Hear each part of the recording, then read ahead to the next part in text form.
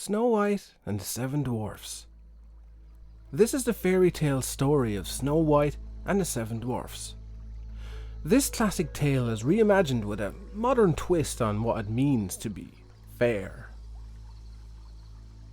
Once upon a time, a princess named Snow White lived in a castle with her father, the king, and her stepmother, the queen. Her father had always said to his daughter that she must be fair to everyone at court. Said he, "People come here to the castle when they have a problem. They need the ruler to make a fair decision. Nothing is more important than to be fair." The queen, Snow White's stepmother, knew how much this meant to her husband. At the first chance, she rushed to her magic mirror. "Mirror, mirror on the wall," said the queen, "who is the fairest of them all?" "Snow White is the fairest of them all," said the magic mirror. "What?" yelled the queen. "No one is more fair than I. The queen must have everything, best of everything. Everyone knows that. What could be more fair?"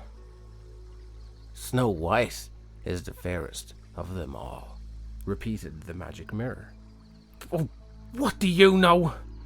You're a mirror," roared the queen, and she stormed off.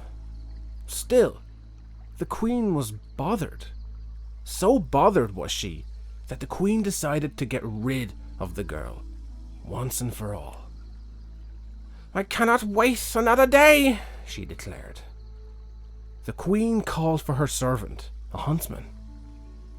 "Find a reason to take Snow White deep into the woods," she said, pointing her long finger at the servant. "Then kill her." The huntsman was shocked.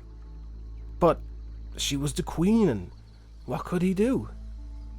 The next day, he took Snow White into the woods. As he drew his knife to slay her, Snow White turned around. "Look," she said, taking something out of her pocket. "you have always been good to me." She held in front of him 6 perfect arrowheads that she had carefully shaped. "Do you like them?" she said. "They are for you." "Snow White," said the huntsman, "I cannot do this." Of course you can. Take these," said Snow White. "That's not what I meant," said the servant. He dropped to his knees. "How can I say this to you? The queen, your stepmother, ordered me to kill you," he said. "But I cannot."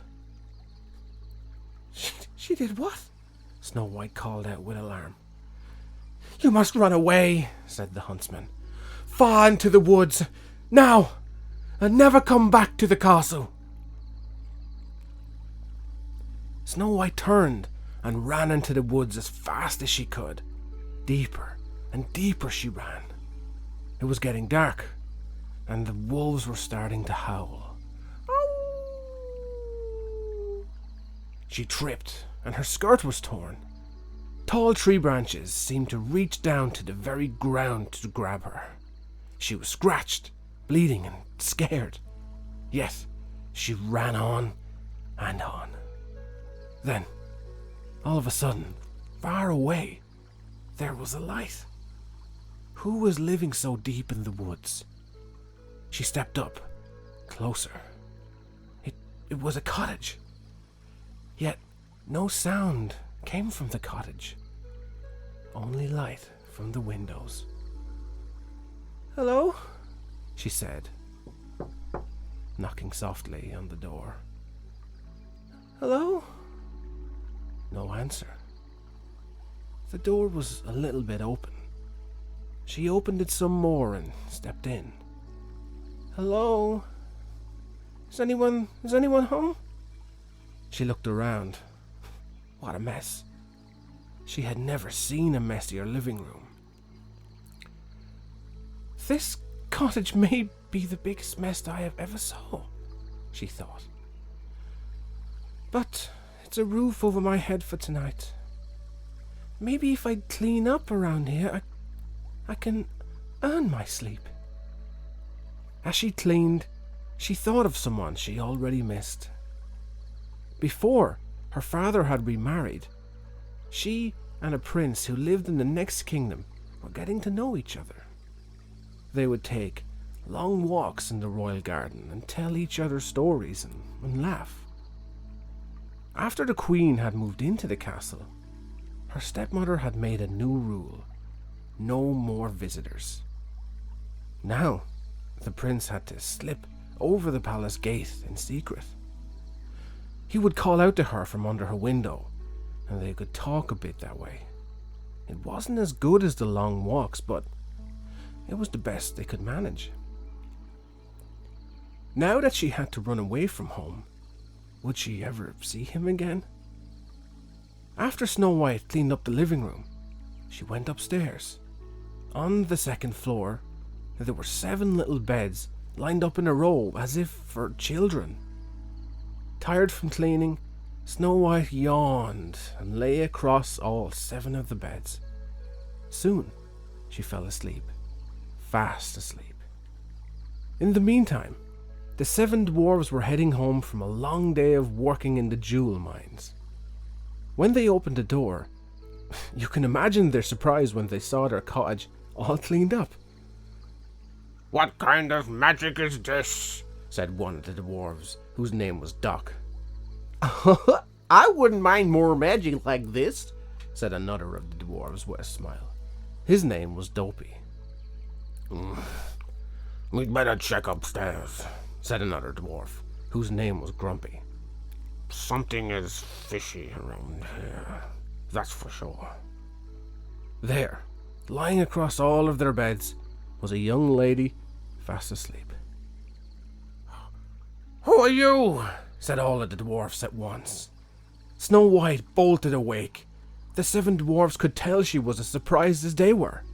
Soon, they all relaxed and shared their stories. Snow White learned their names: Bashful, Doc, Dopey, Grumpy, Happy, Sleepy, and Sneezy. Excuse me. She told them all about her stepmother. That her stepmother had tried to get the huntsman to kill her. That the huntsman had set her free in the woods, and that she could never go back home again. Stay here with us, said Bashful. Oh, that's sweet, said Snow White. But if I were to stay here at your home, I would have to do something for all of you. You... Excuse me. You already cleaned up our place, said Sneezy. Keeping the house clean will be easy, said Snow White, as long as we all pitch in. I will let everyone know what part they can do, and I will do my share too, of course. That's fair, said Happy. But there must be something else I can do for you, said Snow White. The 7 dwarfs shrugged. Do you know how to read? Said Doc. We have these books filled with wonderful tales and would love to be able to read them. And so it was agreed that Snow White would teach them how to read. To celebrate their new friendship, Snow White and the 7 dwarfs sang and danced the night away. The next morning, they left for work. The 7 dwarves warned Snow White she must not open the door to anyone. After all, who knows what evil her stepmother might do. The princess nodded in agreement, and the dwarfs left the house. The princess prepared her first reading lesson. She also prepared a good hot meal for the 7 dwarfs when they returned home that night. And so the days passed. Back at the castle, the queen marched up to her mirror. Mirror, mirror on the wall, she demanded. Now who's the fairest of them all? Snow White is the fairest of them all, said the magic mirror. That's impossible! Screamed the queen. The girl is no longer alive! Snow White lives, said the magic mirror. And an image was shown on the mirror of Snow White living in the cottage of the 7 dwarfs.